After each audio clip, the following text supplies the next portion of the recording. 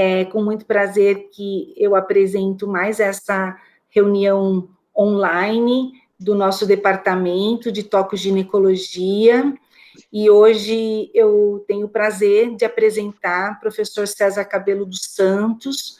O César Cabelo, né, além de um colega, um grande amigo, ele é um mastologista reconhecido aqui no Brasil e fora do Brasil também, uma excelente referência.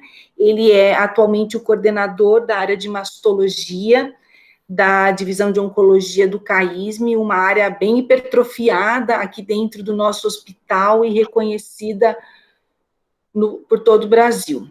Então, é um prazer enorme ter o Cabelo aqui conosco, falando, né, da mastectomia contralateral redutora de risco, para quem e qual o benefício.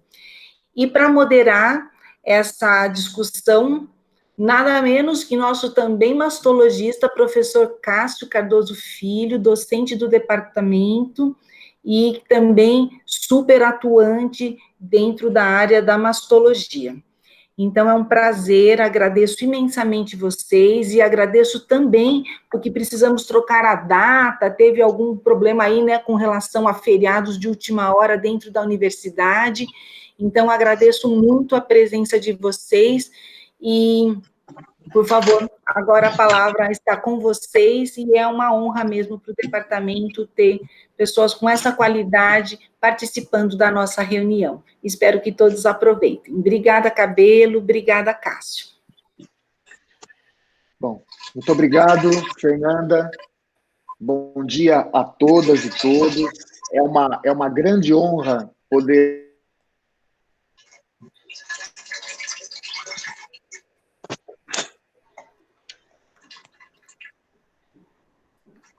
Cabelo, algum problema? Acho que a apresentação saiu. Vocês estão vendo ou sou eu que não estou?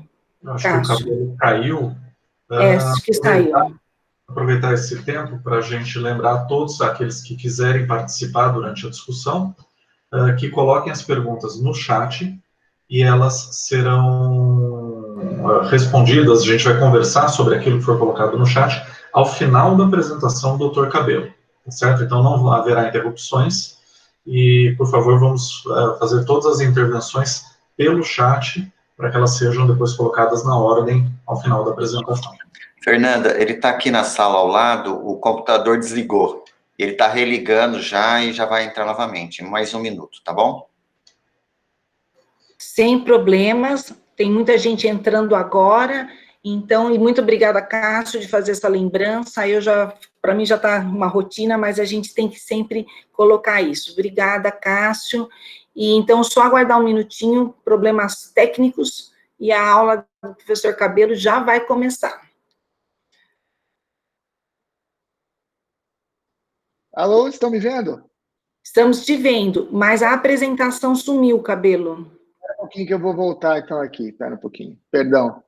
Não, sem problemas, essas coisas acontecem. É até bom porque o pessoal está chegando agora. Joia. Tá ótimo. Aí.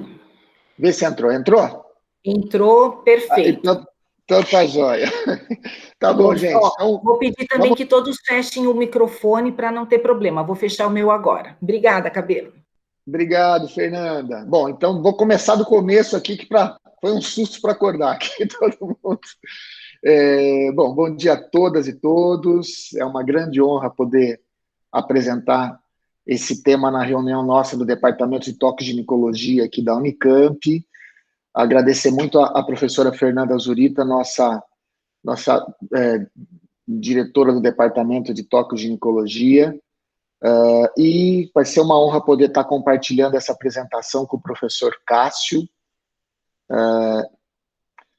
Queria apresentar meus conflitos de interesse, que não tem nenhum relacionado a essa apresentação, especificamente, e dizer para vocês que eu vou apresentar algumas fotos de pacientes que não serão identificáveis e que todas essas mulheres, pacientes que serão apresentadas as suas imagens, elas permitiram que essa apresentação fosse realizada, tá?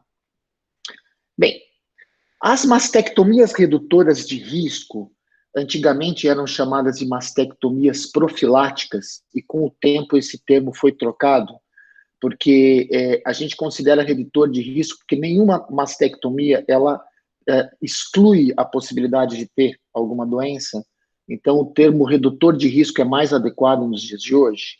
Essas modalidades, elas podem ser divididas entre mastectomias bilaterais redutoras de risco, que é a técnica que a gente lança a mão em mulheres com alto risco para câncer de mama, mas que não tiveram nenhuma doença. São mulheres saudáveis e que querem fazer uma prevenção bastante radical, que é essa cirurgia bilateral. Existem as mastectomias unilaterais redutoras de risco, que você faz o tratamento da mama saudável contralateral à doença. Então, as contralaterais redutoras de risco, que é o foco da nossa discussão, é o procedimento feito em mulheres que tiveram câncer de um lado e você vai prevenir o outro lado especificamente. Esses grupos de mulheres submetidas a essa modalidade são mulheres que frequentemente são submetidas a uma mastectomia para tratar o câncer, e daí você vai fazer uma mastectomia contralateral. Não cabe muito bem essa mastectomia contralateral redutora de risco em mulheres que fazem tratamento conservador. É uma situação bastante rara de acontecer. Por isso, o nosso foco vai ser esse grupo aqui. Cirurgia contralateral em mamas saudáveis de mulheres que tiveram câncer do lado ipsilateral. Quais são as principais indicações desse tipo de técnica, né, nas nossas pacientes? São mulheres portadoras de variantes patogênicas ou provavelmente patogênicas germinativas, associadas ao alto risco para câncer de mama contralateral. O que é isso aqui? São mulheres que nasceram com alterações genéticas, que condicionam alto risco para câncer de mama do outro lado, ou mulheres que a gente não achou alterações genéticas germinativas, não é? Ou porque não procuramos, ou porque realmente não encontramos nos nossos testes, é uma segunda indicação. E a terceira indicação, não menos importante, é o desejo das mulheres de simetrização nessa população que tira a mama de um lado e fica com a mama contralateral, muitas vezes numa situação de assimetria muito importante. Essas são as três principais indicações e nós vamos discutir especificamente essas indicações. Então, eu vou começar com o grupo de portadoras de variantes patogênicas ou provavelmente patogênicas. É bom lembrar que essa classificação, ela foi introduzida, né, pela Sociedade Americana, pelo Colégio Americano de Genética, em 2015, e que substitui, né, esse grupo patogênico e provavelmente patogênico, substitui o termo que a gente utilizava anteriormente, que eram de mutações deletérias, né, ou mutações não deletérias.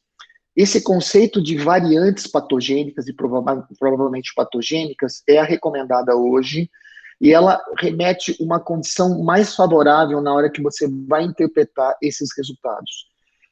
Vocês sabem, né, que existe uma série de situações, mutações patogênicas ou não patogênicas, polimorfismos, né, que muitas vezes são utilizados de uma forma não adequada e não conseguem remeter diretamente ao impacto desse tipo de achado. Por isso que nós vamos usar o termo variantes patogênicas ou provavelmente patogênicas no lugar de mutações deletérias ou não deletérias.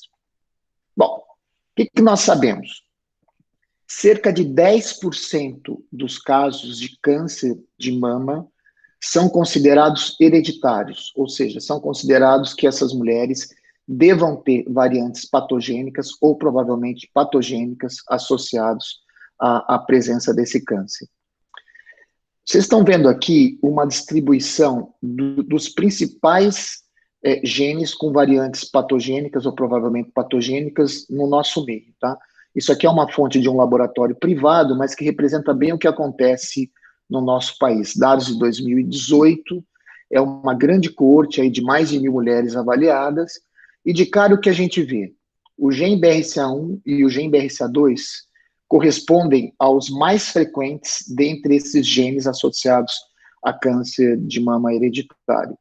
O terceiro colocado no nosso país é a mutação no P53, que condiciona a síndrome de Li-Fraumeni, que é bastante representativa no nosso país. Ele está colocado como terceiro na posição de genes associados a câncer de mama hereditário. Depois o SHEC2, que é um gene de penetrância moderada, o ATM e o PALB2 nessa sequência no nosso país. Isso daqui nem sempre respeita a mesma distribuição se você vai avaliar outras populações e outras regiões.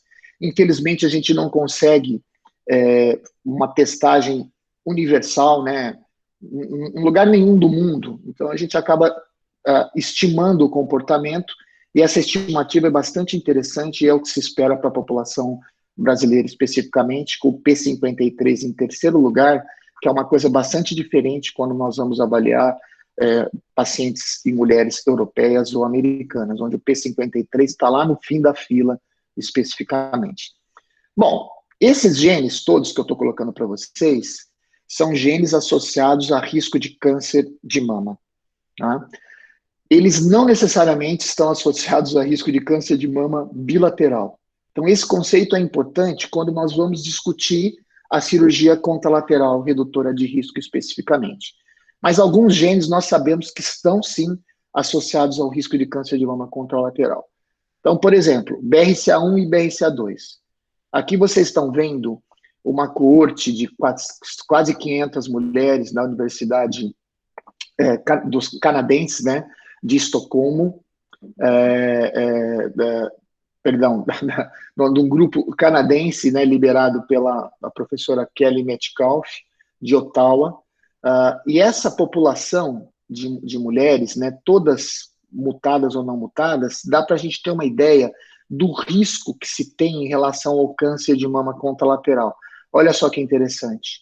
Pacientes com mutação em BRCA1 e BRCA2 chegam a ter de 3 até 5 vezes mais risco de câncer contralateral em relação a mulheres sem mutação. Então, esse dado é só para ilustrar que o grupo de BRCA1, sim, e BRCA2, sim, apresentam um alto risco de câncer de mama contralateral. Tá? Um outro gene que sabidamente está associado ao risco de câncer de mama contralateral é o SHEC2. Tá? Então, aqui é uma compilação de trabalhos que avaliaram o risco de câncer contralateral na mutação deletéria de SHEC2, e o termo mais correto, né, nas variantes patogênicas ou provavelmente patogênicas em SHEC2. Essa aqui é a variante mais associada à alteração, é a mais importante. Todos esses trabalhos mostrando que existe alto risco de câncer contralateral no grupo SHEC2 especificamente, tá? Bom, então, o que nós sabemos? BRCA1, BRCA2 e SHEC2 sabidamente apresentam alto risco de câncer de mama contralateral quando as mulheres têm câncer de mama de um lado, tá?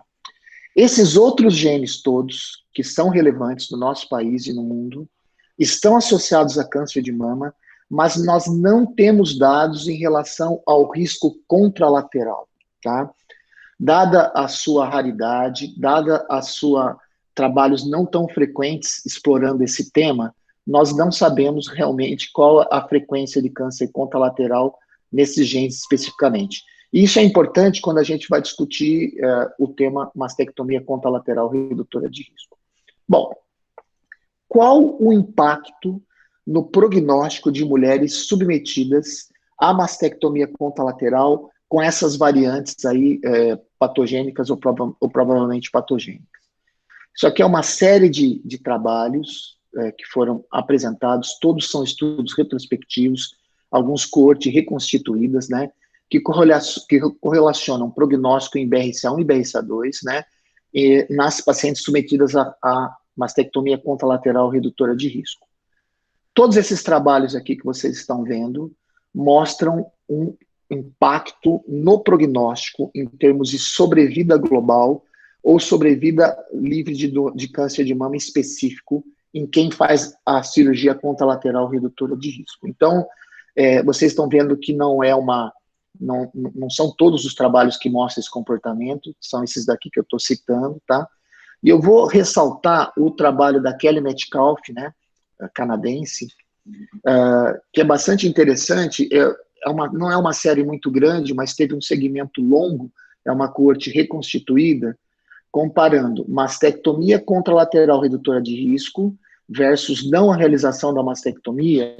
Observem que esse trabalho da Kelly Metcalf e colaboradores observou que depois de 10 anos de segmento, a curva de Kaplan-Meier abre, associando uma pior chance de sobrevida, um pior prognóstico em mulheres que não tiraram a mama contralateral e têm mutação em BRCA1 e BRCA2. Tá? Então, esse trabalho é um trabalho interessante, é uma série pequena, mas, dado o seu tempo de segmento, né, um estudo longitudinal, sendo um dos trabalhos que reforçam a importância da cirurgia contralateral redutora de risco em mulheres com BRCA1 e BRCA2, em termos de impacto prognóstico nessa população.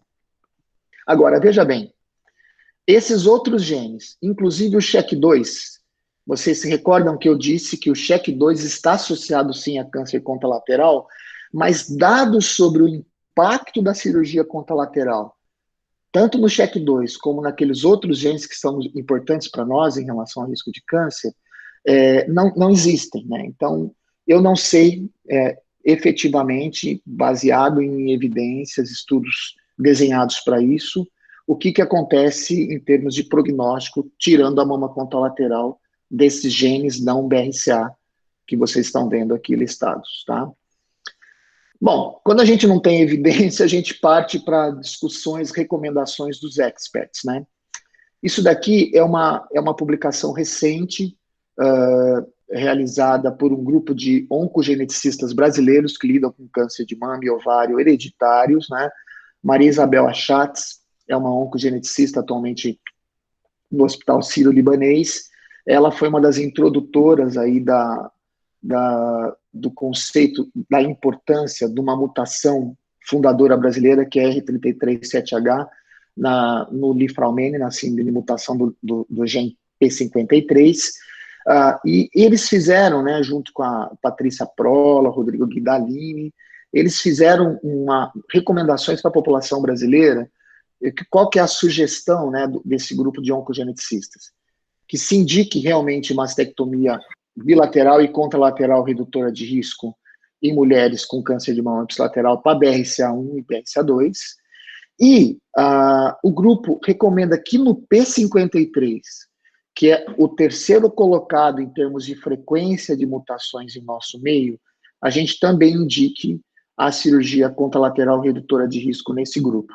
Apesar da gente não ter evidências especificamente, mas é um grupo que deveria ser alocado, dada a frequência no nosso país e a importância dessas variantes patogênicas nesse grupo especificamente. Bom, então, eu falei nos comentários em relação às portadoras de variantes patogênicas e provavelmente patogênicas germinativas, em relação à cirurgia contralateral, e agora eu vou falar sobre alto risco sem a detecção dessas variantes especificamente, que é a segunda indicação da mastectomia contralateral redutora de risco. Quem são essas mulheres, né? Que a gente não descobriu, não achou aquelas variantes naqueles genes que eu comentei com vocês anteriormente. Então, são mulheres que têm uma forte história familiar para câncer de mama, principalmente mãe, irmã ou filha, né, que são antecedentes de primeiro grau na pré-menopausa. Mulheres que foram submetidas na infância, né, à radiação em manto de tórax, por exemplo, por causa de um linfoma de Hodgkin. Pacientes portadoras de carcinoma lobular invasivo de um lado, que tem alto risco de câncer de mama contralateral. Mulheres com câncer de mama muito jovens, é um fator de risco para câncer contralateral e deveria ser levado em conta. Tumores receptor de estrógeno negativo têm uma maior associação de câncer contralateral também. De onde que eu tirei todas essas recomendações?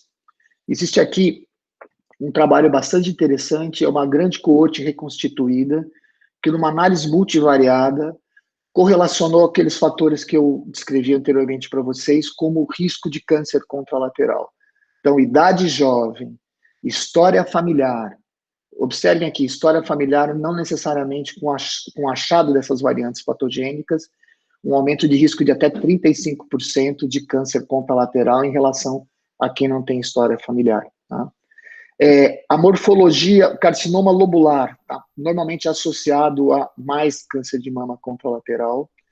Pacientes que têm receptor de hormônio positivo têm menos chance de câncer contralateral, mas quando esse receptor estrógeno positivo, a paciente não usou endocrinoterapia adjuvante, esse risco também é importante. Então, é importante o tumor receptor de hormônio positivo em mulheres que usaram o tamoxifen, o inibidor da aromatase, como adjuvância. Tá? Bem, olha só, por que será que mulheres que têm história familiar para câncer de mama, onde você não acha variantes patogênicas ou provavelmente patogênicas, podem estar associados a um alto risco de câncer de mama bilateral ou contralateral, tá?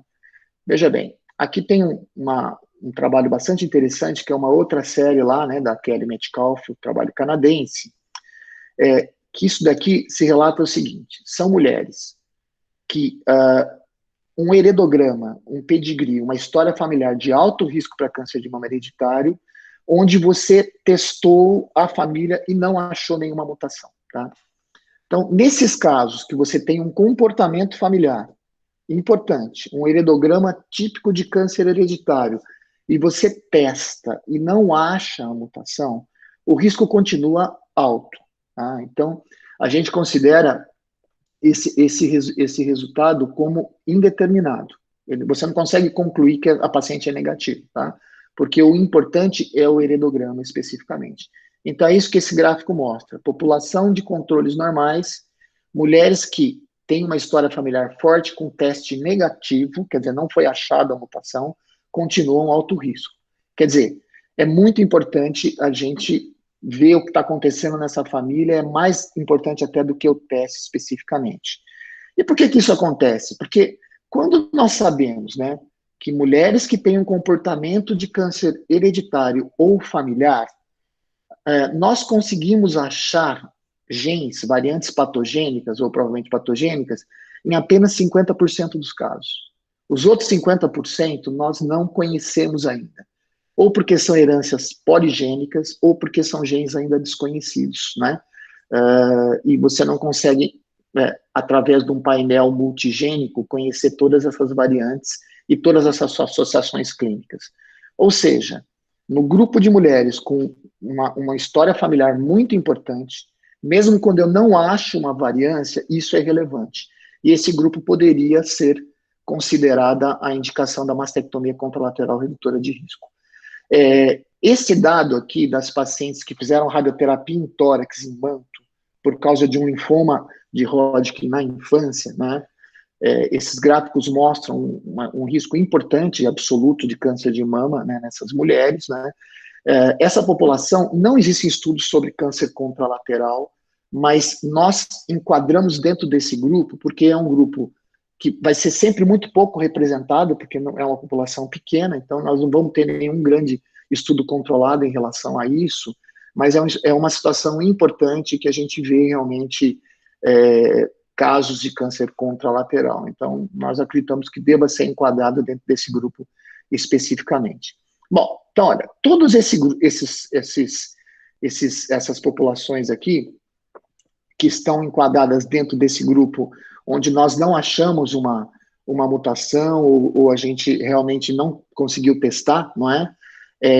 São indicações, podem ser indicações da mastectomia contralateral redutora de risco, mas uma coisa que é muito importante é que esse procedimento contralateral nessas situações, ou quer mesmo nas mulheres que têm variantes patogênicas ou provavelmente patogênicas, deve-se pensar na cirurgia contralateral em mulheres com doença inicial, estádio 1, estádio 2, onde o risco do câncer contralateral é maior do que a paciente ter uma progressão sistêmica, evoluir com quadro de metástase, né?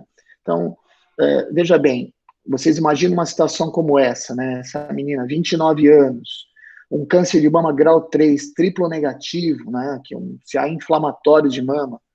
Essa paciente fez uma quimioterapia neoadjuvante. Ela vai tratar essa mama aqui, que era doente. tem indicação de tirar essa mama contralateral pensando em redução de risco, né? Sendo que é uma doença extremamente avançada?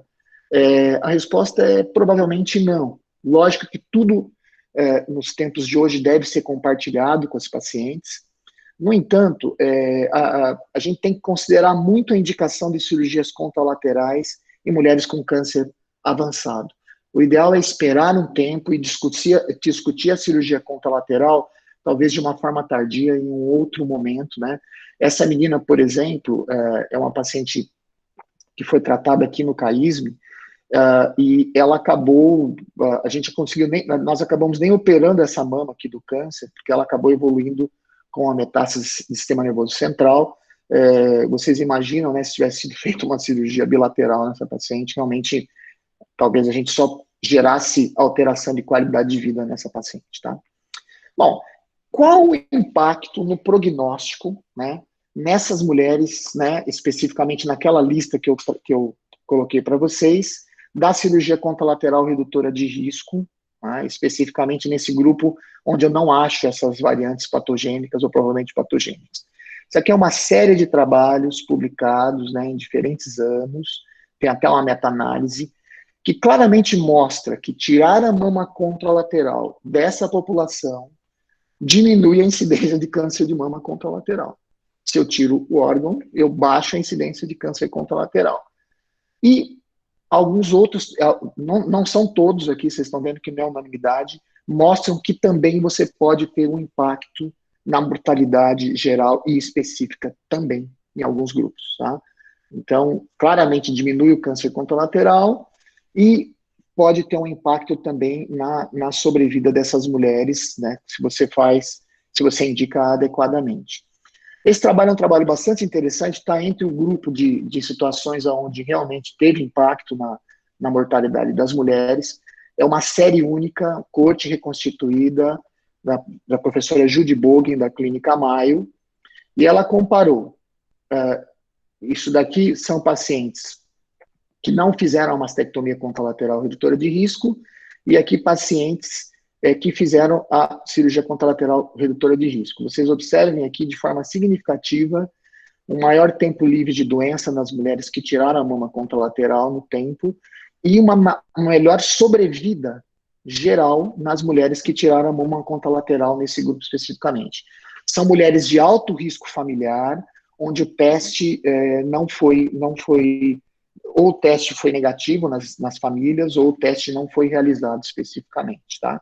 Mostrando que, em algumas mulheres, realmente você pode ter um impacto em termos de mortalidade. O problema é que quando a gente busca meta-análises, né, em relação a isso, essa é uma última meta-análise de 2018, que levou em conta esse tema das cirurgias profiláticas, né, uma meta-análise da Cochrane, o que mostra que existe uma heterogeneidade muito importante entre os trabalhos, e claramente a cirurgia contralateral redutora de risco em alto risco com ou sem mutação, né, e nas mutações, claramente diminui o câncer contralateral. Mas os dados sobre mortalidade ainda não estão totalmente estabelecidos. Então, o que fica aqui na avaliação da meta-análise é esse dado, né, sendo que nos grupos particulares a gente tem alguma evidência realmente de vantagem, tá? Eu vou mostrar esse caso para vocês terem uma ideia de qual o problema que a gente vivencia, né?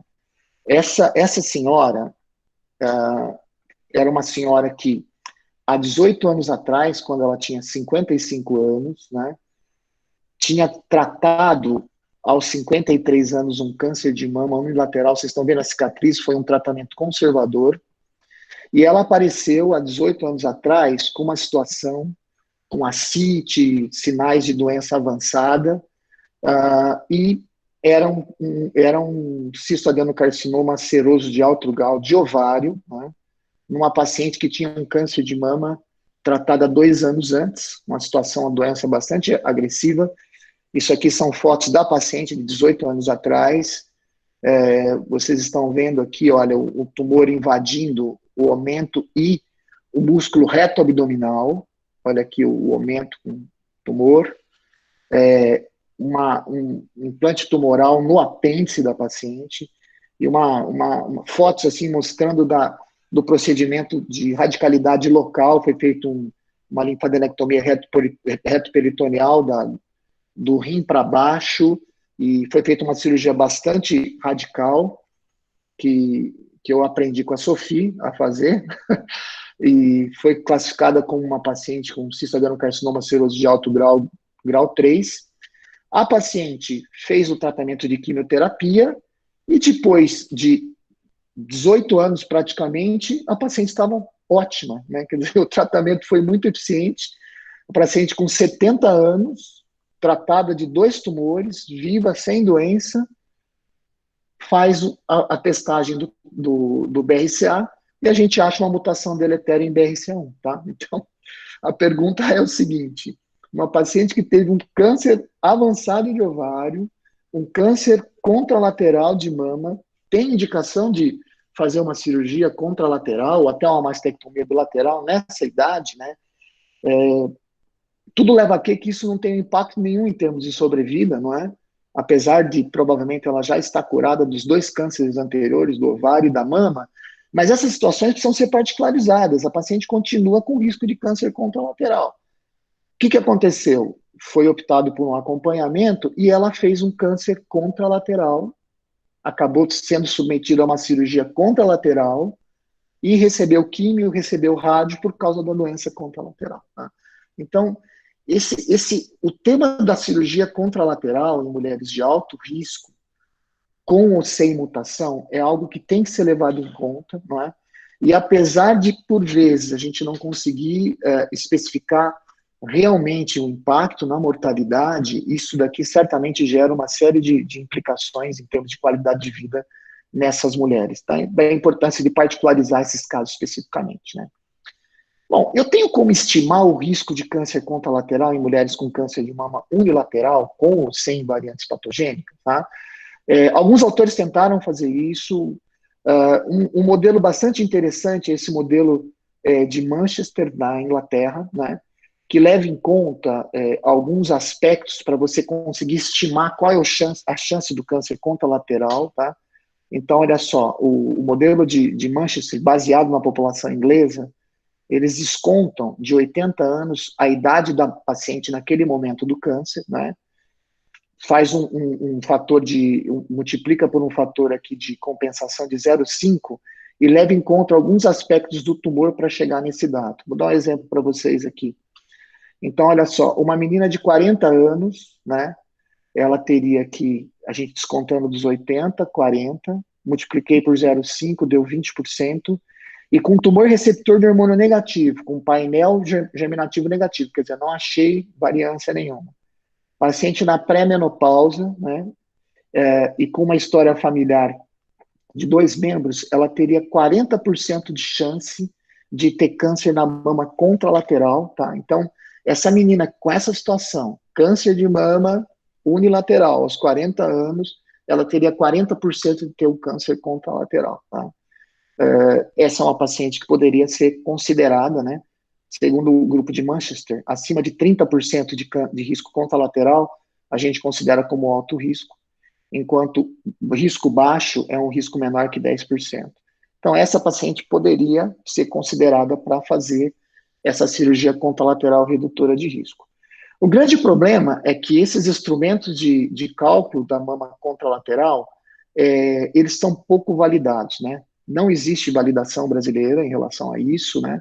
E um autor tentou fazer uma validação em vários países aí, americanos, inclusive na Europa, usando a forma de Manchester, que eu citei para vocês, e alguns outros modelos de cálculo que levam em conta alguns aspectos do tumor e das pacientes, tá?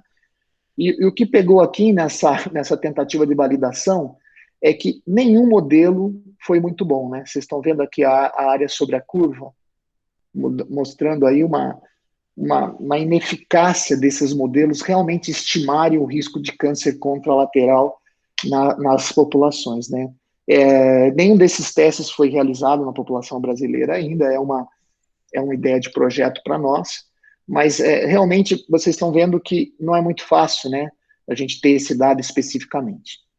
Bem, qual é o impacto da qualidade de vida em mulheres que fazem a cirurgia contralateral redutora de risco, né? Bem, a gente tem aqui um estudo, é uma série que avaliou qualidade de vida nas mulheres, bastante interessante, que, olha só, esses dados mostram que 90% das mulheres ficaram satisfeitas em tirar a mama contralateral quando tiveram câncer de mama de um lado, e pelo menos 90% delas fariam de novo, mesmo vivenciando as complicações, por vezes, que acontecem desse tipo de cirurgia, tá? 90% é bastante, mas 10% de arrependimento é importante para a gente, não é? Então, 10% de arrependimento é importante, por isso que tem que se particularizar bastante, né, esse grupo na hora que se indica o procedimento. Existem complicações dessas modalidades. Normalmente, a cirurgia que é feita contralateral redutora de risco é a mastectomia com preservação de pele, e você pode, às vezes, ter... normalmente, a gente lança a mão de implantes, né, para reconstrução. Nós podemos ter aí complicações e resultado cosmético, perda de implante. Essas complicações, elas não são tão insignificantes assim. Vocês estão vendo que são 3 serviços, MD Anderson, Memorial Sloan Kettering, Instituto Europeu de Oncologia, mostrando que, olha aqui, taxas de necrose parciais, taxas de necrose locais, mostrando realmente que existe complicações especificamente em relação a essas situações, né? Isso poderia certamente impactar na qualidade de vida das mulheres. Então, lembrando-se que esses 10% de arrependimento podem estar associados a essas complicações, isso é relevante, tá? E nesse grupo especificamente de mulheres que resolvem fazer a cirurgia contralateral redutora de risco, ainda explorando essa questão da qualidade de vida, tem um dado bastante importante. Olha só, 20% dessas mulheres que resolvem fazer a cirurgia contralateral redutora de risco superestimam o seu risco em relação à chance de ter o câncer contralateral. Isso é importante, por isso a necessidade de se conversar, explorar e tentar apresentar o que se tem em termos de evidência para cálculo desse risco contralateral, né?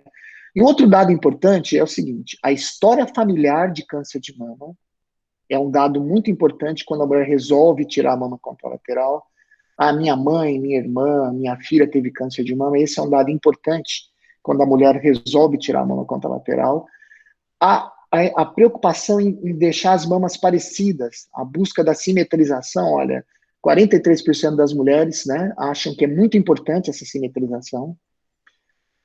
Mulheres muito jovens são mais propensas a quererem tirar a mama contralateral, e olha só, existe uma falsa impressão de paz e espírito quando você tira a mama contralateral nessas populações que tiveram câncer de um lado, tá?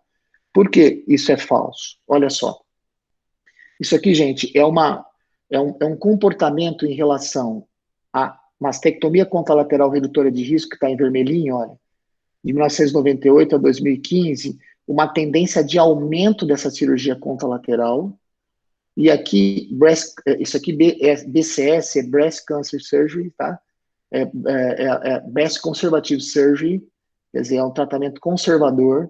Observe no tempo, à medida que o tratamento conservador cai, a cirurgia contralateral aumenta. Isso aqui claramente por quê? Porque apesar da gente estar tratando melhor o câncer de mama, estamos fazendo rastreamento, diagnóstico mais precoce, nós temos feito mais mastectomias. Esse é um comportamento americano, não necessariamente na Europa é a mesma coisa, mas é o que está acontecendo também no Brasil. A gente faz mais cirurgia contralateral porque nós estamos fazendo mais mastectomia, tá? Menos tratamento conservador, né?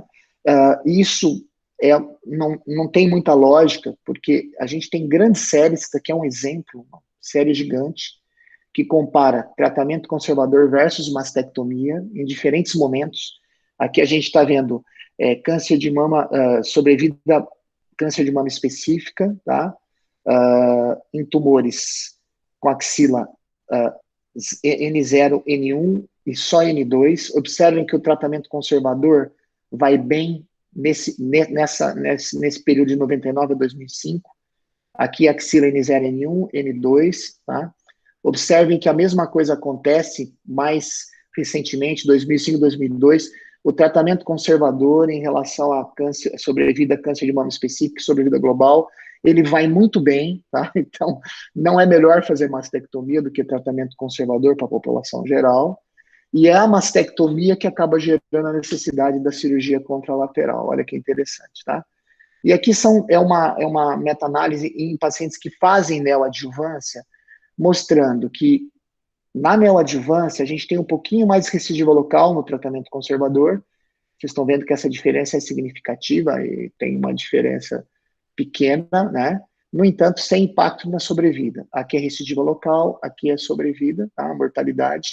Ou seja, o tratamento conservador, ele vai muito bem, né? Nas mulheres que fazem neoadjuvância ou não. E quando a gente opta por mastectomia, nós acabamos gerando essa questão toda da cirurgia contralateral redutora de risco nas populações gerais. Então, um outro dado em termos de qualidade de vida, isso aqui é uma apresentação que foi feita em San Antônio em 2018, que compara as diferentes modalidades de cirurgia de mama, mastectomia bilateral, mastectomia unilateral e tratamento conservador. Aqui a bilateral, normalmente são os pacientes que fazem a contralateral redutora de risco, né? Observem aqui, as mulheres ficam muito mais satisfeitas no tratamento conservador, tá? E o bem-estar psicossocial e sexual é bem maior nas pacientes que fazem tratamento conservador, tá? Então, veja bem, essa visão de muitas mulheres que pensam em fazer a cirurgia contralateral, de que elas vão ter mais paz, consciência tranquila, né, quando fazem a cirurgia contralateral, ele, na verdade, é falso, tá? Então, é uma modalidade para ser individualizada e indicada em situações específicas, né?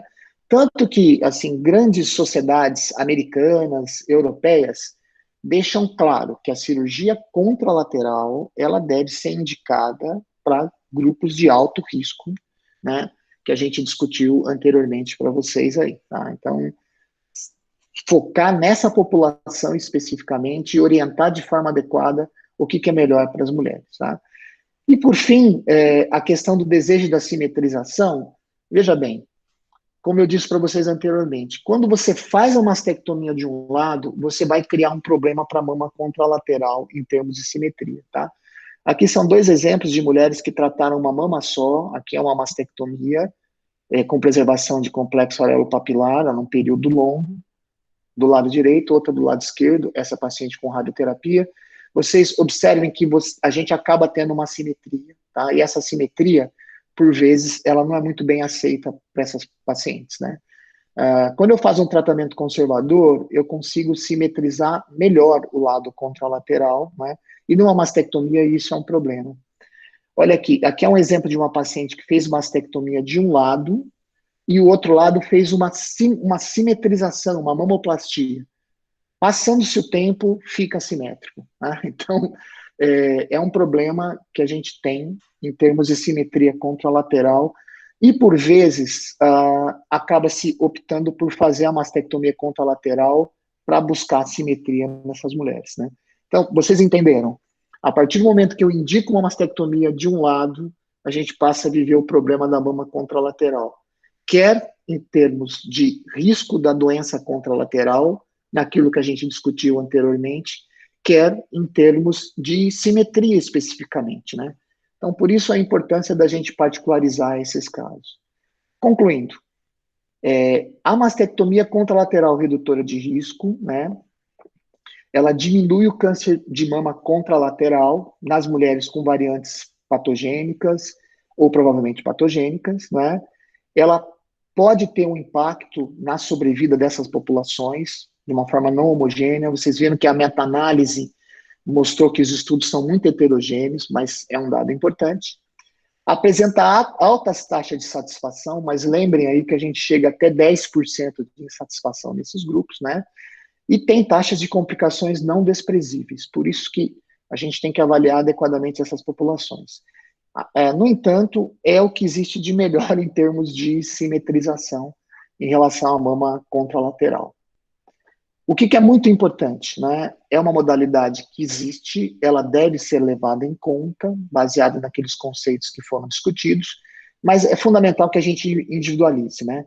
Levar em conta idade das pacientes, a presença de variantes patogênicas ou provavelmente patogênicas, avaliar adequadamente o estágio do câncer, não se indica cirurgias contralaterais em cânceres muito avançados, ou é melhor que se espere um tempo para se discutir a cirurgia contralateral, avaliar os antecedentes oncológicos familiares, né? Isso é muito importante, até mais importante do que os testes genéticos, né? Características das pacientes, receptor de hormônio, presença de características, estado da axila, tudo isso é importante, e discutir com a paciente quais são as suas expectativas em relação ao tipo de procedimento, né? Se o problema é consciência tranquila em relação ao risco contralateral, na população de risco habitual, o tratamento conservador vai muito bem e você evita cirurgias a mais, né, que acabem gerando déficit de qualidade de vida nessas mulheres. Concluindo, são esses dados que eu queria apresentar para vocês. Muito obrigado pela atenção de todos.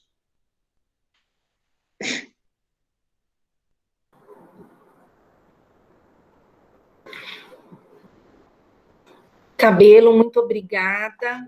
Agora vou deixar com os oncologistas. Vamos lá, Cássio. Cabelo, é sempre um prazer, a gente aprende muito com as suas aulas, o didática é ímpar, nosso professor aqui na faculdade, e muito obrigado pela sua explanação. Temos uma questão aqui, Cabelo, da professora Sophie. Quando a mulher jovem que apresenta um carcinoma ductal invasor de mama é o primeiro caso da família e não tem mutação, como que você calcula o risco? Então, mulher jovem, primeiro caso na família, não tem mutação, ela não tem mutação sabida.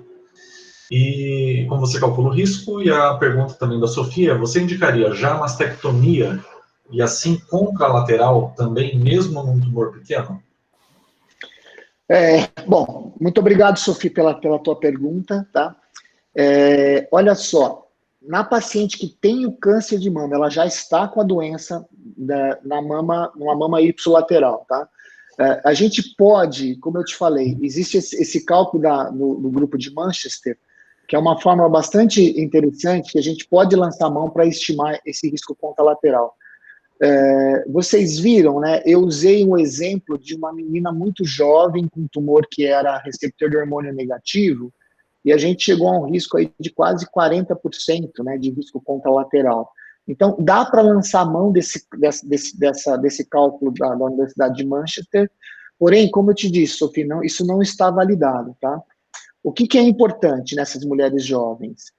Sempre que possível, né, a gente deveria estar buscando fazer um painel germinativo. Na ausência de presença desse tipo de mutação, de variante patogênica, nós vamos personalizar, discutir com as mulheres. O tratamento conservador vai bem, né, também para essas populações, levando-se em conta que a gente tem um grupo grande de mulheres que não vão ter realmente o câncer contralateral, né. Agora, a questão toda é o seguinte, você chega num dado de 40% de câncer contralateral, e lembrando-se que esse 40% é nos próximos 40 anos, né? Entendeu? Então, esse que é o grande problema. A paciente tem que discutir, tem que ter uma discussão, tem que personalizar e individualizar a indicação. Muitas vezes as jovens preferem realmente fazer a cirurgia bilateral, tá? Agora, em termos oncológicos, ipsilateral, o tratamento conservador, ele vai muito bem. Muito bom. Cabelo, como que a gente faz agora que as famílias estão cada vez menores? Como é que a gente identifica o alto risco? Vamos partir só da testagem genética para todo mundo? Como que a gente vai fazer? Então, o Cássio, tem dois grupos diferentes, né? Olha só, quando a mulher já chega com câncer, né? Quer dizer, veja bem, ela é muito jovem, ela teve o câncer, né? Ou é porque ela teve uma alteração somática pelo meio ambiente, ou ela nasceu com uma alteração já germinativa, né? Então, câncer de mama abaixo dos 45 anos, as pacientes deveriam ser testadas sempre, tá? Existe toda uma discussão inclusive aí entra uma discussão até de custo-efetividade da testagem, né? Mas pacientes na pré-menopausa, elas deveriam ser sempre testadas, né? A questão toda é quando você não acha a mutação, não acha a variação patogênica, como é que você vai lidar, daí por isso que tem que ser individualizado os casos especificamente. Agora, você tem razão, agora, especificamente, Cássio, no grupo que não tem câncer, né? Então, é aquele grupo de mulheres sadias, famílias pequenas, tem um caso só, a gente pode lançar mão de alguns algoritmos de cálculo de risco, né? Então, existem até disponíveis alguns algoritmos, por exemplo, o Tarek-Zik, que é um algoritmo que leva em conta a história familiar e algumas outras características epidemiológicas para estimar a chance da mulher vir a ter câncer de mama e estimar a chance dela ter também uma mutação. Tá? Existem outros algoritmos, Boitseia, existem o algoritmo do Mirage. Então, são algoritmos disponíveis que a gente pode lançar a mão para estimar tanto a chance de ter câncer de mama, quanto a chance de você vir a ter uma mutação. O grande problema é que esses algoritmos, eles estão muito pouco validados, tá? Então, por incrível que pareça, olha só, um algoritmo que a gente utiliza muito, viu, Cássio, aqui no ambulatório de alto risco, e muitos mastologistas usam, que é o Tarek-Zik. Esse Tarek-Zik, ele é um algoritmo que foi utilizado, inclusive, para selecionar os trabalhos de quimioprevenção do grupo inglês, do AIBS 1, AIBS 2. Ele foi validado na Europa, e nos Estados Unidos, a gente usa no mundo inteiro. E acabou de ser apresentado um trabalho agora, no último congresso da ASCO, do autor chamado Kurian. E o Kurian observou o seguinte, que na população americana, o Tarek-Zik, ele superestima o risco de mutação e de câncer de mama na população americana. Tá?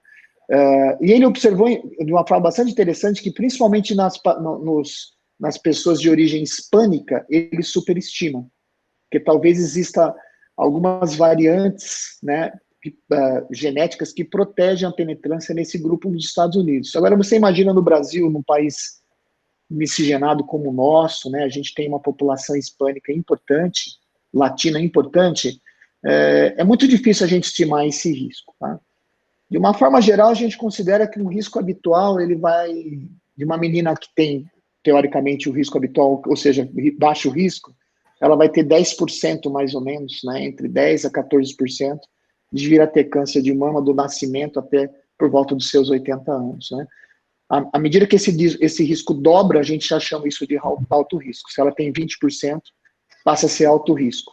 Agora, para chegar nesse dado, a gente tem poucos instrumentos, e infelizmente, a gente vai ter que rever a utilização do Tarek-Zik no nosso meio, e vale um estudo grande de validação desse algoritmo no nosso meio também. Gale também, né? Outro índice que poderia ser utilizado, também validado só com a população americana.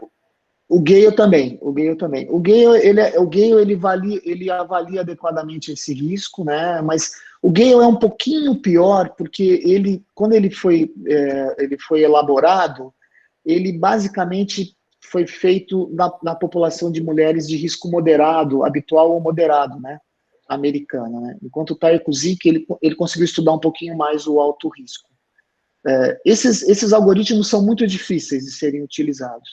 Uma coisa é certa, Cássio, o mais importante, a grande população de mulheres que nos procuram, né, que estão preocupadas com alto risco, são mulheres que ou porque têm um antecedente forte, porque tem a mãe, a irmã ou a filha com câncer de mama, ou vários outros casos de câncer de mama próximos, né?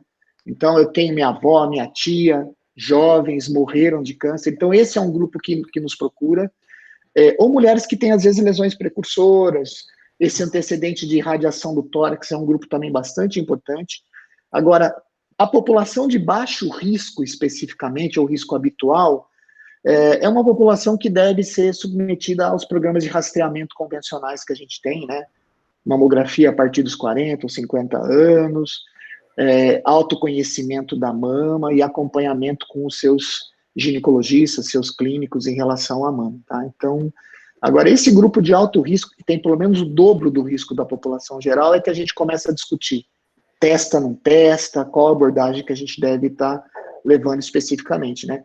E o foco da minha aula, que foi câncer contralateral, é nesse grupo ainda maior, né, Cássio? É a mulher que já teve alguma falha no sistema aí de proteção biológica que acabou fazendo com que a mulher tivesse um câncer. Temos mais duas perguntas. O Dr. Júlio César está perguntando quanto custa para fazer um teste genético na prática atual no Brasil. Esses painéis multigênicos, acho que ele está se referindo, né? Então, ó, esses painéis multigênicos custam... veja bem, quando a gente tem um painel multigênico, eu preciso do teste, né? A técnica mais utilizada hoje é uma técnica que usa o NGS, que é o Next Generation Sequencing, tá? E essa técnica, ela tem que ser feita de uma forma bastante adequada, utilizando uma tecnologia para variar, que chama-se CNV, para variar translocações ou grandes deleções, né?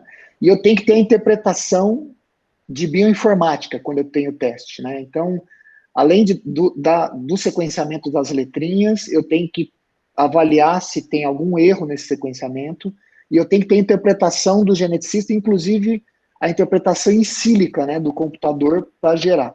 Então, hoje, isso custa por volta de 900 a 2.000 reais num painel que seja, assim,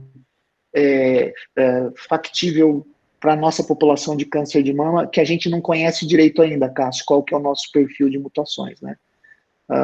Então, hoje, na rede privada, por volta de 2.000 reais, você consegue um painel grande, e se você espremer bastante, a gente chega a uns 900 reais por teste, especificamente. Renata Gontijo está perguntando se o SUS paga esse exame genético, e depois tem mais uma questão do Juliano. Tá. Desculpa, da Renata eu não escutei. Se o SUS paga o exame genético. Não, o SUS não paga o exame genético, né? Normalmente, esses testes são feitos através de projetos de pesquisa, de protocolos de assistência, não é? Mas a fonte não é no SUS, infelizmente. O grupo de oncogeneticistas brasileiros, né, que é liderado pela professora Patrícia Prola, de Porto Alegre, junto com a Maria Isabel Achatz, as pessoas têm, esse grupo está buscando, né, que o SUS acabe colocando no seu rol a importância desses painéis germinativos, tá? Na verdade, Cássio, mesmo na saúde suplementar, a gente tem bastante dificuldade de testagem, né? Então, hoje, na saúde suplementar, quer dizer, sair do SUS foi para a saúde suplementar, os planos de saúde. Hoje, no Brasil, a maior parte dos planos pagam os testes escalonados. Então, a paciente tem que fazer primeiro BRCA1, BRCA2, daí, se não achou nada, vai para uma outra alteração das grandes deleções e translocações, que é a MLPA, para depois pensar no painel multigênico, né? A gente tem pelo menos 50% dos casos de câncer hereditário no nosso meio não são BRCA1, BRCA2. E isso, assim, em estudos realizados em certos locais do país, a gente não sabe exatamente qual é o nosso perfil. Por isso que deveria se fazer painel multigênico, né? E o painel multigênico, no mundo inteiro, tem se mostrado custo efetivo, tá? Se você detecta uma mulher saudável com uma mutação de alta penetrância e você faz uma cirurgia redutora de risco na mulher que ainda não teve câncer, você consegue reduzir bastante o custo, além das vantagens, né, em termos de impacto pessoal dessa mulher. Ela não vai ter câncer, ela não vai ter câncer avançado, você vai deixar de ter que fazer um rastreamento caro nessas mulheres, né? Então, no mundo inteiro, ele é considerado como custo efetivo.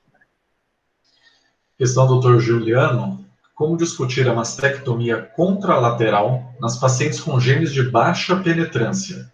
Como decidir, fazer ou não mastectomia redutora? Boa pergunta. Olha só, quando você tem uma paciente, a gente não sabe isso, né? E o Juliano está perguntando especificamente nas pacientes sem doença, né, na cirurgia bilateral.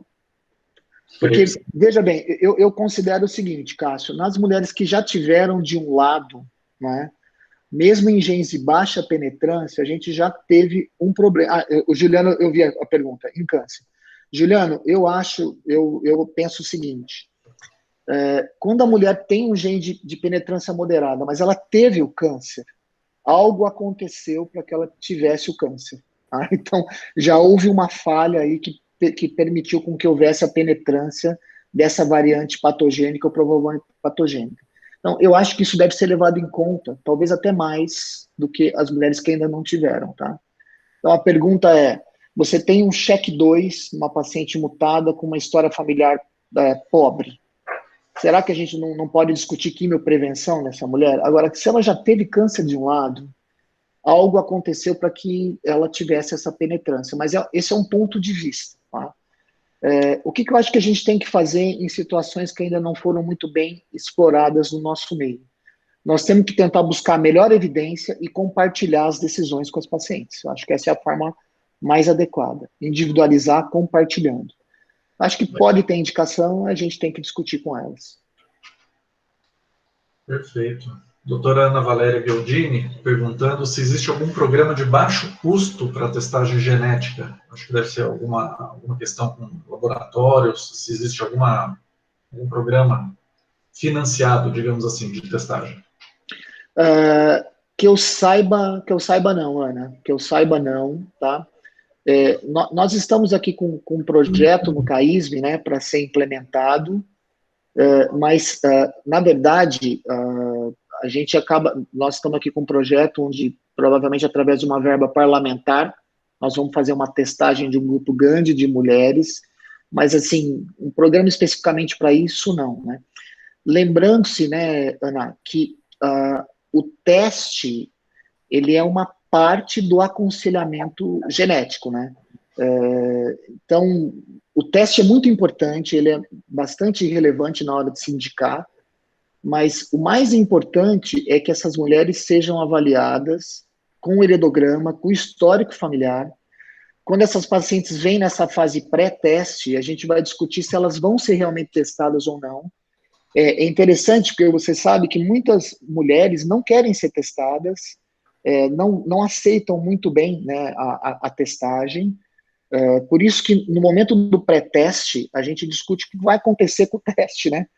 Quando vem o resultado, né? A partir daí, quando a gente testa, a gente discute o resultado e vai ver o que vai ser extrapolado a partir daí do resultado do teste, tá? Então, o teste é importante, mas não é só o teste.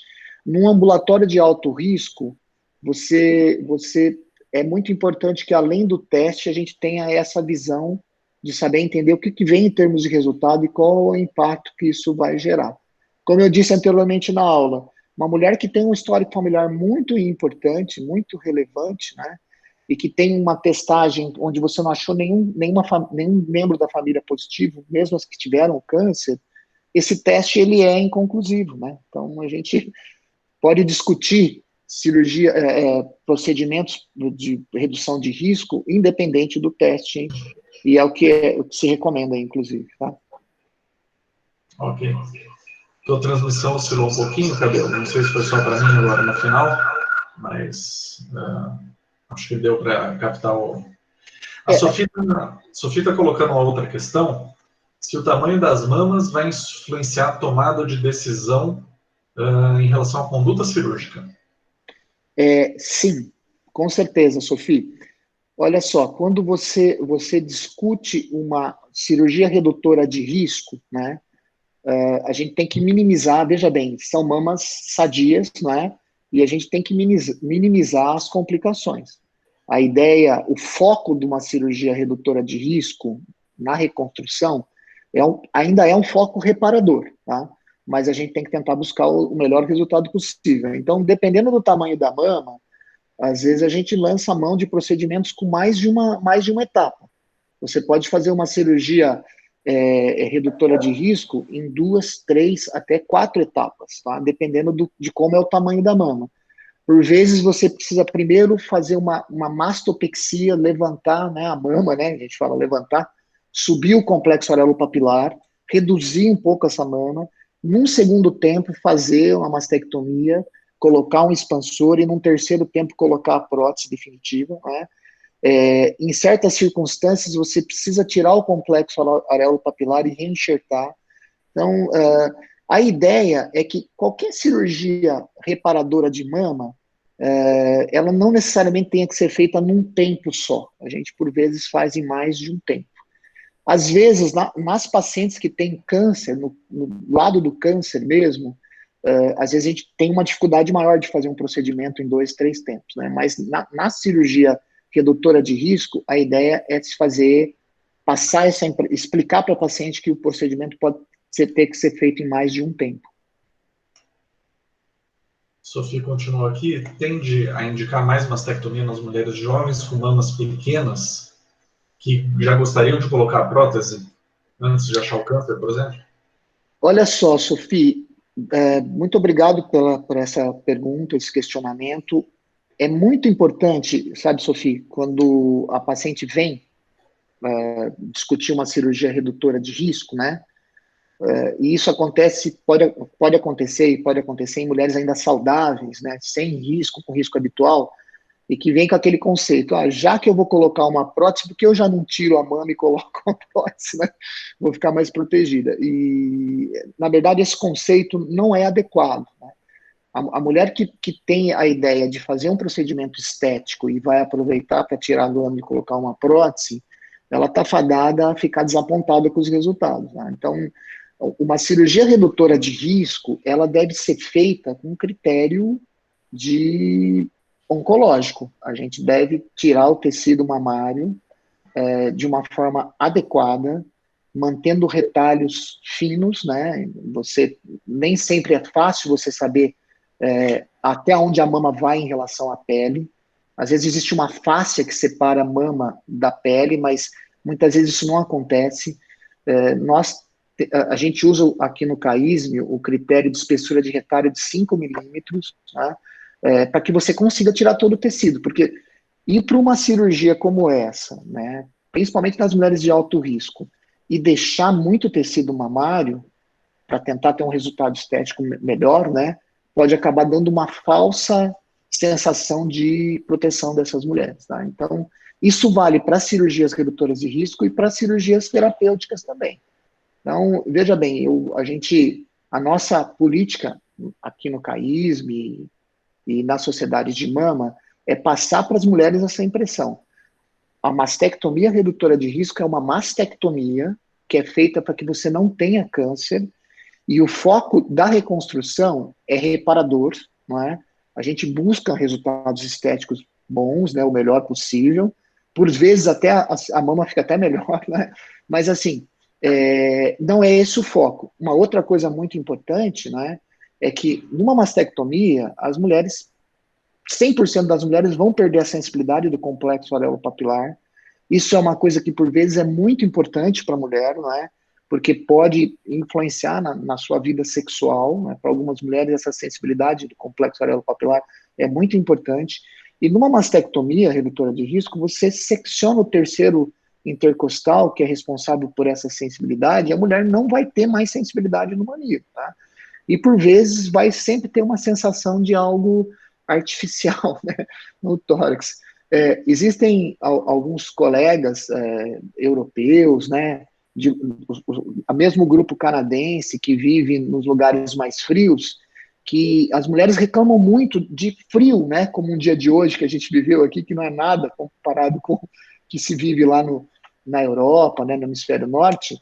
As mulheres têm muito frio por causa da prótese, né? Você deixa de ter a mama que aquece o tórax e as mulheres passam a ter muito frio, né?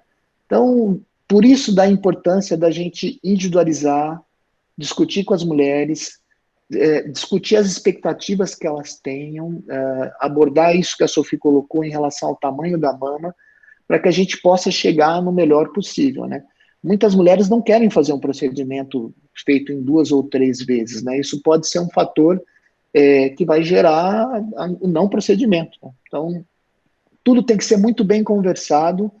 E mais um último detalhe, Cássio, esse tipo de decisão, normalmente a gente não faz numa etapa, né? Então, é uma, duas, três vezes, conversando com a mulher, com a paciente, conversando com parentes, né? Com o marido, com o companheiro, com a mãe, para que a decisão ela seja feita de uma forma adequada e haja pouco arrependimento, né, na hora que se faz o procedimento. A gente não consegue, né, Cássio, desoperar as mulheres. Então é impossível, né?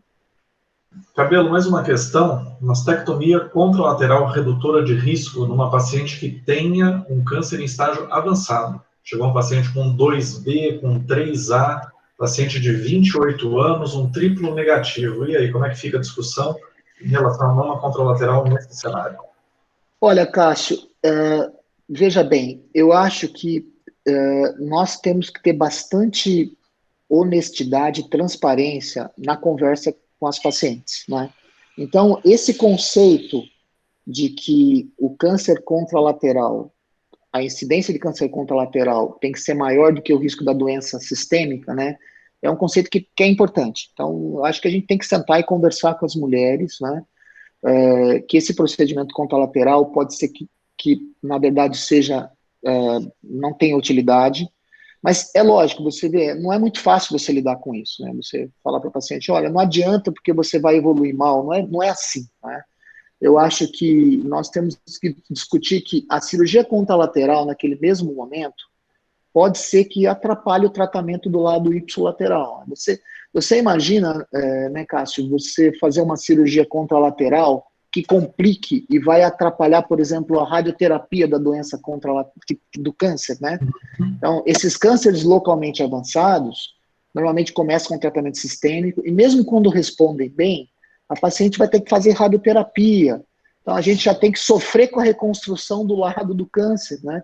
Imagina o lado contralateral complicar e atrapalhar o tratamento desse outro lado. Então, o que eu acho que deve ser feito é que não precisa necessariamente fechar a indicação contralateral, mas ela pode ser feita de uma forma tardia. Então, vamos discutir aí, vamos esperar 1 ano, 6 meses para se tratar a mama contralateral, né?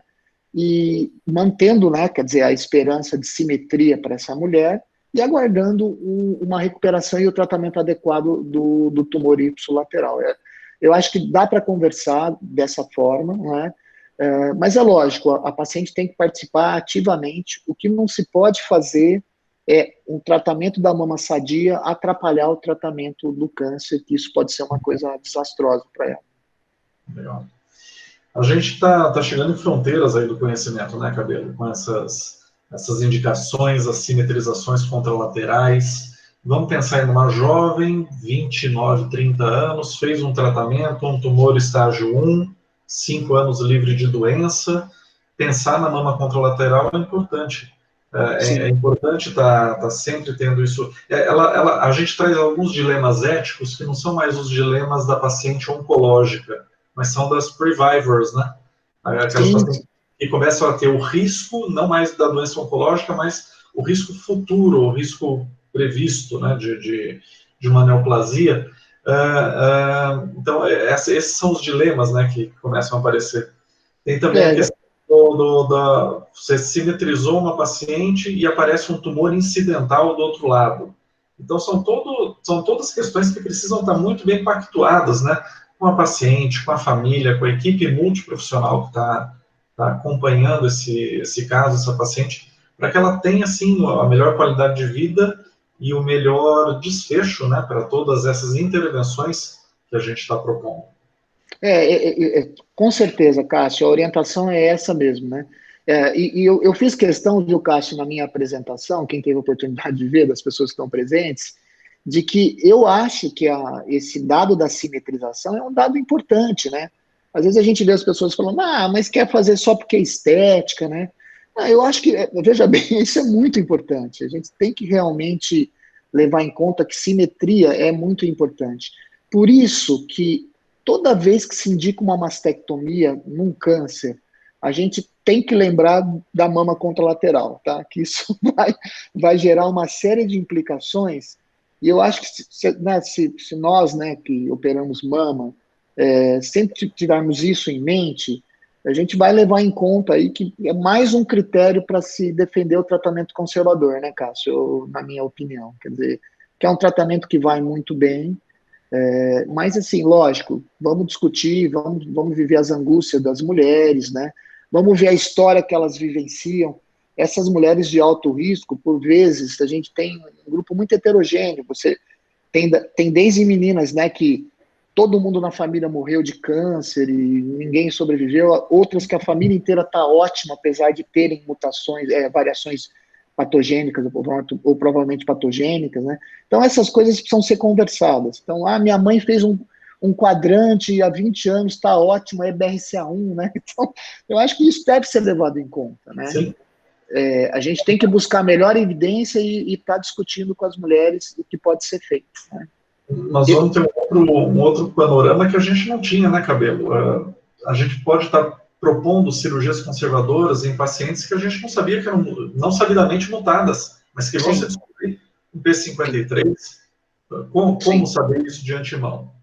Mas a partir do momento que você começa a popularizar teste genético, que você começa a ter essa discussão de uma forma mais aberta e mais plural, digamos assim, esses riscos podem acontecer, né? Não tenha dúvida. Porque, sabe, Cássio, eu não sei se a Sofia ainda está aqui na discussão, mas, por exemplo, você imagina, né, uma paciente lá de 60 anos e teve câncer de mama de um lado e começa a aparecer caso na família, a gente faz um painel e dá um BRCA1, BRCA2 ou um RADS, um gene associado a câncer de ovário, a necessidade, provavelmente, de fazer uma salpingoforectomia redutora de risco é até maior do que da mama contralateral, né? Então, por isso, da importância da gente ter em mente, né? Quer dizer, essa questão do heredograma e das indicações adequadas. Eu me recordo, há muito tempo atrás, eu falo isso muito em aula, eu lembro que eu vi uma aula do professor Henry Lynch, né, que ele faleceu há 2 anos atrás. O professor Lynch é o que descreveu a síndrome de Lynch, né, que está associada a múltiplos tumores digestivos, inclusive mama também. E ele dizia o seguinte, ele falou, olha, eu ando o mundo inteiro falando para que as pessoas que trabalham na área de saúde e as mulheres perguntem o que está acontecendo na família em termos de câncer, né? Então, é muito importante que a gente saiba, faça os heredogramas, faça os pedigrees, perguntem o que está acontecendo na família, né, em termos de câncer. Não só mama, ovário, todos os cânceres, porque existem tumores associados, né? Câncer de pâncreas, que está aumentando aí, que a gente tem visto. Então, é importante que as mulheres perguntem, né? E não só os médicos, as enfermeiras perguntem numa primeira abordagem, mas perguntem sempre. Às vezes você tem uma paciente que está no ambulatório há 10 anos e depois de 10 anos começou a aparecer câncer na família, né? Porque a família foi envelhecendo e isso passa a ser relevante. A filha, isso. Então, veja bem, mais importante do que você pensar no teste é a gente perguntar o histórico familiar, ter anotado e começar a pensar em relação ao heredograma. Porque na hora que eu apresento o caso e coloco lá a árvore genealógica, heredograma, todo mundo enxerga. Agora, aquele dado tem que ser coletado, né? E a gente tem que estar coletando e questionando as mulheres, porque isso vai impactar em mastectomia contralateral, em salpingoforectomia, em medidas de prevenção não cirúrgicas, não é? E que aconselhamento para as famílias, tudo isso que é muito relevante, né, para nossas pacientes, para as mulheres e para os homens também, né? Nós vivemos na era da informação, né, Cabelo? Acho que a gente consegue cada vez mais, diferentemente dos nossos antepassados aí, cada vez mais a gente consegue armazenar informações sobre a nossa saúde, sobre a saúde das nossas famílias. Então, isso tende a mudar muito o panorama de tratamento que a gente vai ter nos próximos anos. Eu quero agradecer imensamente, viu, Fernanda? A Fernanda está presente aí com a gente ainda como chefe do departamento. O convite para ser mediador, viu, Fernanda, que eu não imaginava que eu aproveitaria tanto quanto aproveitei. Espero que todos tenham tido essa essa sensação também de ter aprendido muito com o Cabelo nessa aula. As reuniões, lembrar que elas estão sendo gravadas, elas ficarão disponibilizadas no portal do departamento. A gente vai comunicar depois o link para quem... acho que a Márcia poderia colocar aqui no chat também, né? Aproveitar que eu coloquei aqui no chat também várias dessas ferramentas que o Cabelo comentou, Tyre-Cuzick, o Gale, o Bodseia, colocamos os links aqui para quem quiser depois acessar, tá bom? As ferramentas estão aí também para essa avaliação genética. Agradecer imensamente, parabéns, Cabelo. Palavra sua para a gente fechar. Obrigado, Cássio. Honra estar com você. Muito obrigado pela moderação, viu? E perfeito. Agradecer a você, a Fernanda. Fernanda, honra estar aqui com vocês. E é engraçado, esse assunto a gente começa a falar de uma coisa e tem tantos outros links, né, Fernanda? E muito obrigado pela presença de todos que assistiram e todos que ainda vão assistir. Fernanda, honra, viu, participar desse departamento e poder estar apresentando esses dados para vocês. Obrigado. Eu que agradeço, excelente aula, sou suspeita para falar, né, Cabelo e Cássio são colegas do coração, e agradeço a presença de todos vocês aqui assistindo a aula, e queria até convidar para a próxima, né, nossa próxima aula, nós vamos trazer Covid e gestação, e as minhas colegas da obstetrícia aqui, as meninas da obstetrícia que vão estar falando com vocês. Cabelo, super obrigada. Cássio, muito obrigada. Excelente apresentação e agradeço a presença de todos vocês. Um abraço. Obrigado. Beijão. Tchau, tchau. Muito obrigado. Bom dia a todos. Obrigado, gente. Tchau, tchau.